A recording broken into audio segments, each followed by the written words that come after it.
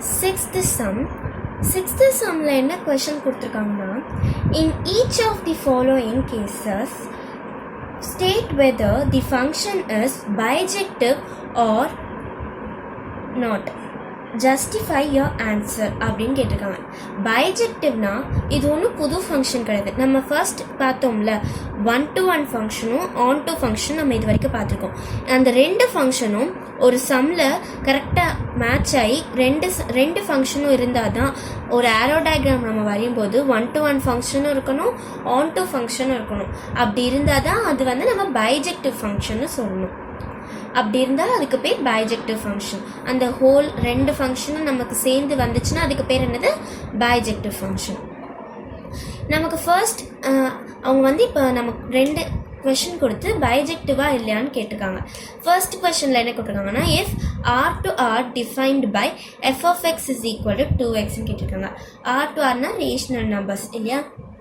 இப்போ நம்ம வந்து என்ன பண்ண போகிறோம்னா, x1 x2ன்னு ரெண்டு எடுத்துக்கலாம். Let assume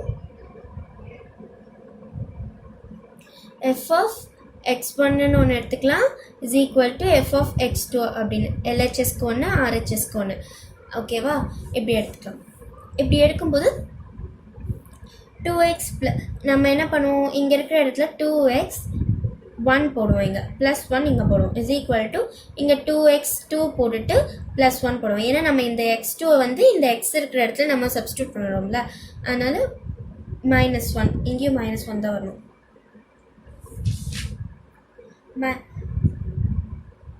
+1 தான் வரணும். +1. ஸோ +1 வரும்போது என்ன ஆகும்னா, +1 கேன்சல் ஆகிடும். ஏன்னா நான் முன்னாடி சொல்லியிருக்கேன், இந்த +1 சைட் வரும்போது மைனஸ் ஆகும். நம்ம அப்படி வந்து ஸ்ட்ரெயிட்டாக கேன்சல் பண்ணுறதுக்கு நம்ம இப்படி ஸ்ட்ரெயிட்டாகவே பண்ணிடலாம். அப்படி நம்ம சுற்றி வரதுக்கு.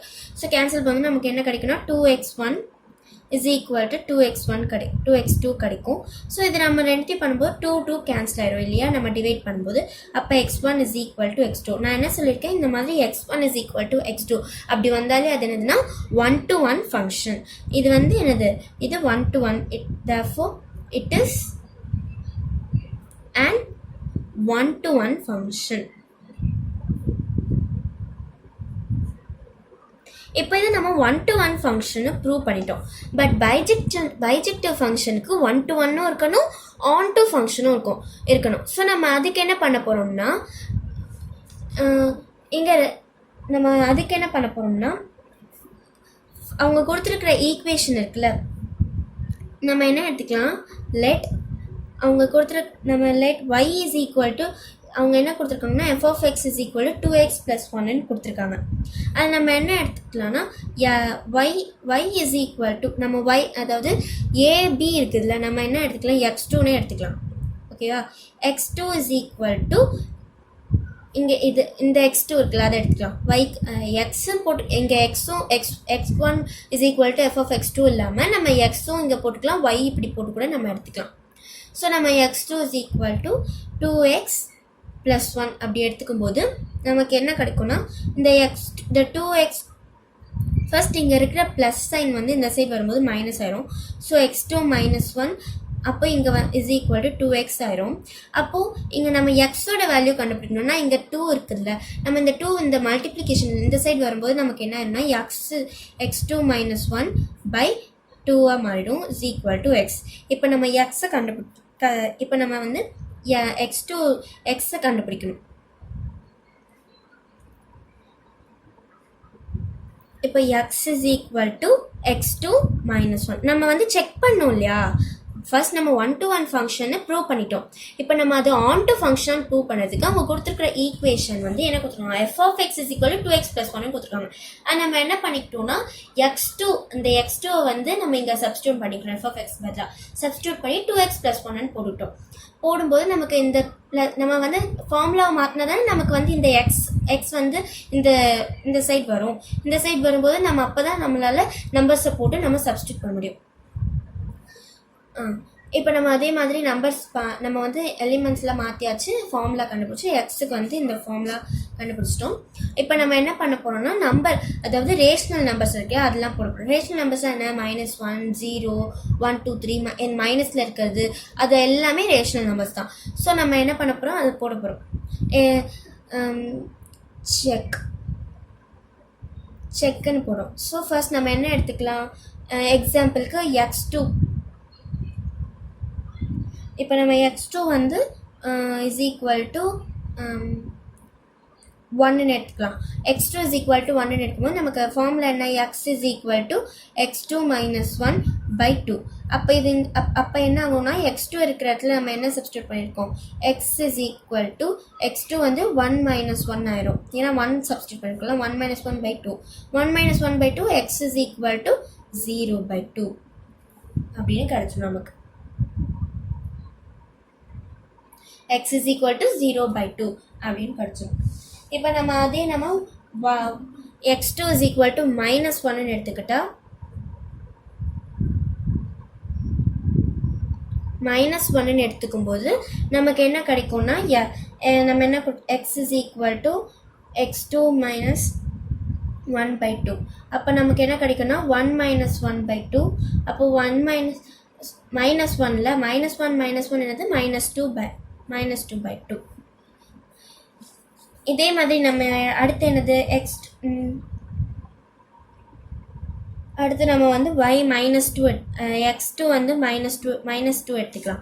-2 எடுக்கும்போது எந்த நம்பர்ஸ் வேணாலும் நீங்கள் எடுத்துக்கலாம். ரேஷனல் நம்பர்ஸில் நாம போடுற நம்பர்ஸ்லாம் இல்லை, நமக்கு ஈஸியாக இருக்கிறதுக்காக நம்ம இந்த மாதிரி நம்பர்ஸ் எடுத்துக்கலாம். அப்போ x is equal to x2 - 1/2. அப்போ வந்து x2னா -2 - 1/2, அப்போ -3/2 இல்லையா. ஸோ இப்படி வந்து இந்த நம்பர்ஸ்லாம் பார்த்தீங்கன்னா எல்லாமே வந்து இப்போ இது பார்த்தீங்கன்னா -1 வந்து பார்த்தீங்கன்னா -2/2ஓட பேர் ஆகுது. இது வந்து -2 பார்த்தீங்கன்னா -3/2ஓட பேர் ஆகுது. இது எல்லாமே டிஃப்ரெண்ட் எலிமெண்ட்டோட பேர் ஆகுது. எதுவுமே சேம் எலிமெண்ட்டோட பேர் ஆகலை இல்லையா. நம்ம ஆரோ டயக்ராம் போடும்போது நமக்கு தெரிஞ்சிடும். ஸோ அதனால இது என்னது இது வந்து என்னது ஆன் டு இது பார்த்தீங்கன்னா லைனாக இப்போ நம்ம ரேஞ்ச் கண்டுபிடிச்சிருக்கோம்ல. இப்போ நம்ம நீங்களே பாருங்கள், ஆரோ டயக்ராம் போடும்போது நம்ம என்ன கண்டுபிடிச்சிருக்கோம்னா 0/2 -2/2 -3/2 தான் கண்டுபிடிச்சிருக்கோம். இங்கே வந்து பார்த்திங்கன்னா நம்ம வந்து -1 எடுத்திருக்கோம், 1 எடுத்திருக்கோம், -1 எடுத்திருக்கோம், -2 எடுத்திருக்கோம். இப்போ -1 பார்த்திங்கன்னா 0/2ல போகுது இல்லையா. -1 வந்து இதுக்கு போகுது, 2 வந்து இதுக்கு போகுது. ஸோ நம்ம இது ஃபுல்லாக, அதாவது நம்மளோட கோடொமைன் பார்த்திங்கன்னா ஃபுல்லாகிடுச்சு. எந்த டொமைன் செட்டும் வந்து இந்த லெஃப்ட் ஓவர் ஆகலை இல்லையா. பி செட்டில் வந்து ஏதாவது லெஃப்ட் ஓவர் ஆனால் அது ஆன் டு கிடையாதுன்னு நான் சொல்லியிருக்கேன். இப்போ பியில் பார்த்தீங்கன்னா ஃபுல்லாக வந்து ஃபுல் ஆயிடுச்சு. ஸோ வந்து இது on to function. therefore it is an on to function.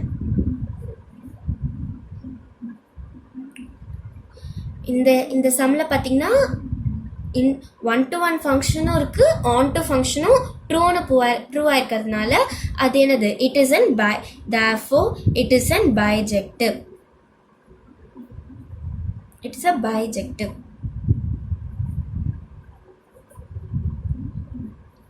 function.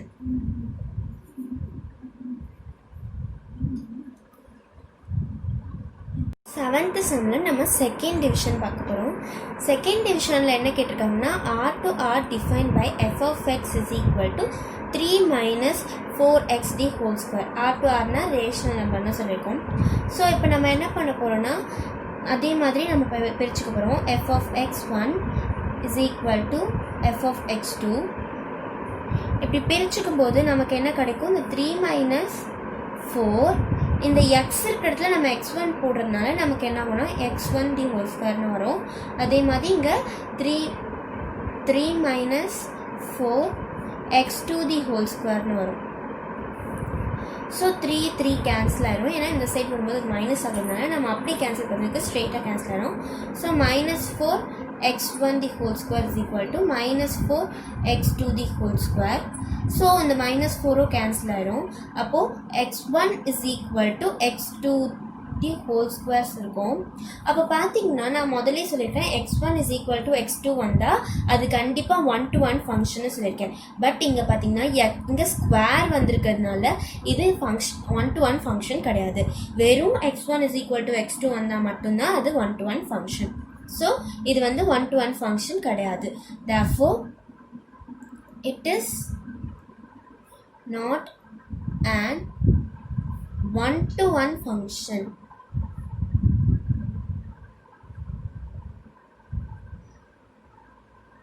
It is not an 1-to-1 function. இப்போ நம்ம இது வந்து onto function செக் பண்ணலாம். அப்போ நம்ம வந்து இந்த ஈக்குவேஷனை நம்ம சேஞ்ச் பண்ணுவோம். let us change the e. So நம்ம என்ன பண்ண போகிறோம்னா x2 எடுத்துக்குவோம்.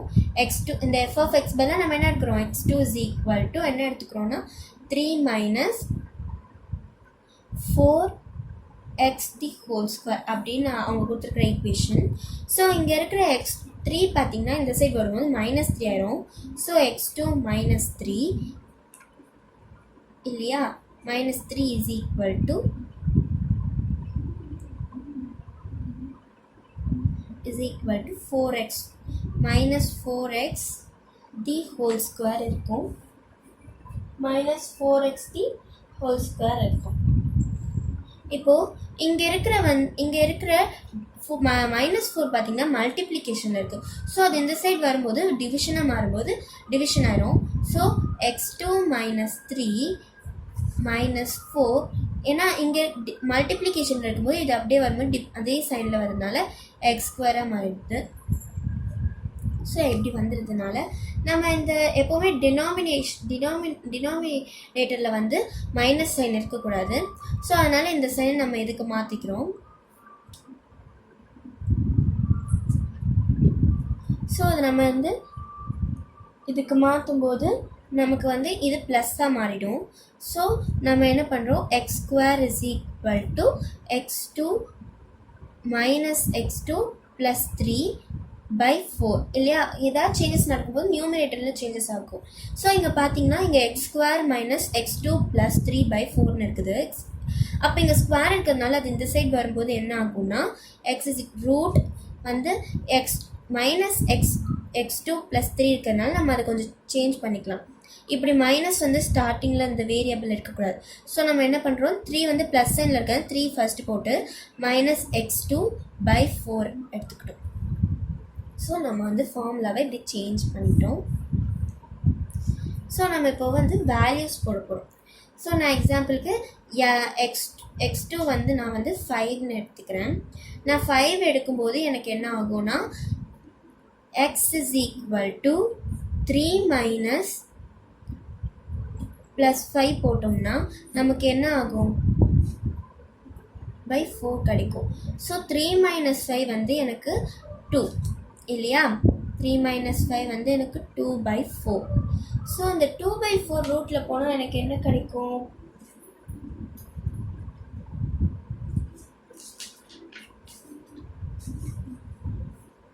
இந்த 3 minus 5 எனக்கு கிடைக்கும்போது நமக்கு -2 by 4 கிடைக்கும். நம்ம ரூட்குள்ளே வந்து இது நம்ம போடும்போது நம்மளோட வேல்யூ வந்து என்ன ஆகும்னா ரூட்குள்ளே போடும்போது இந்த 4 வந்து என்ன ஆகும், 2வாக மாறிடும். அப்போ நமக்கு இங்கே என்ன ஆகும்னா 2வாக மாறிடும் இல்லையா. ரூட்குள்ளே நம்ம போடும்போது நமக்கு இந்த வேல்யூஸ் நம்ம ரூட் இங்கே போடும்போது இந்த 4 வந்து 2 ஆயிரும். ஸோ இங்கேயும் 2 ஆயிரும். ஸோ அப்போ நமக்கு வந்து இங்கே என்ன கிடைக்கும்னா, இப்போ எக்ஸ் வந்து நான் 5 எடுத்துக்கிறேன்னா இப்போ நமக்கு என்ன ஆகும்னா 3 minus 5 by 2 கிடைக்குமா. அப்போது -2 by 2 கிடைக்கும். இதுக்கு ரூட் கண்டுபிடிக்க முடியுமா, கண்டுபிடிக்கலாம், பட் பாயிண்ட்ஸில் வரும். ஸோ அதோடு நம்ம இதோட ஸ்டாப் பண்ணிக்கலாம். இப்போ நம்ம அடுத்த எக்ஸாம்பிள் ஒன்று செக் பண்ணலாம். அடுத்த எக்ஸாம்பிள் செக் பண்ணும்போது நமக்கு என்ன கிடைக்கும்னா எக்ஸ் இஸ் ஈக்குவல் டு இப்போ நம்ம +5 எடுத்துக்கலாம், -5 எடுத்துக்கலாம். -5 எடுக்கும்போது நமக்கு என்ன கிடச்சிருக்கு, x is equal to root போட்டுக்கோங்க x2 minus 3 minus x2 by 2 இதான் நமக்கு கிடைக்கிற நம்ம கண்டுபிடிச்ச ஃபார்முலா. இதில் வந்து நம்ம x2 பதிலாக -5 போட்டுறோம். ஸோ 3 minus -5 by 2 அப்போ நமக்கு என்னன்னா 3 minus minus 5 மைனஸும் மைனஸும் இன்ட்டு ஆனால் ப்ளஸ் ஆயிரும். அப்போ நமக்கு வந்து 3 மைனஸும் மைனஸும் அப்போ 3 + 5 மாறிடும். அப்போ 3 + 5னா 3 + 5/2னா 8/2. 8/2 ரூட் என்னதுன்னா 8/2 வந்து பார்த்திங்கன்னா க்யூப் இல்லையா, 2 க்யூப் தான் 8. அப்போ நம்ம என்ன பண்ணுவோம், ஒரு 2 வந்து நம்ம வெளியே போட்டுக்கிட்டு பட் 2 2 நம்ம உள்ளே போட்டுக்கலாம். ஏன்னா க்யூப் இருக்கிறதுனால ஃபர்ஸ்ட் 2 2 ஃபர்ஸ்ட்டு உள்ளே போட்டுக்கணும். ஒரு 2 வெளியே போகும்போது நம்ம வெளியில் உள்ள ரெண்டுமே கேன்சல் ஆகிடும்.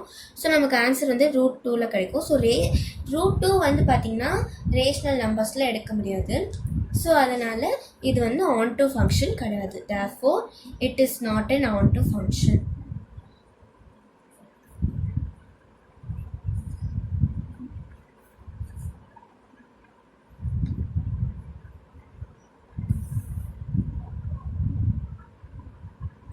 Therefore, it is a bijection function.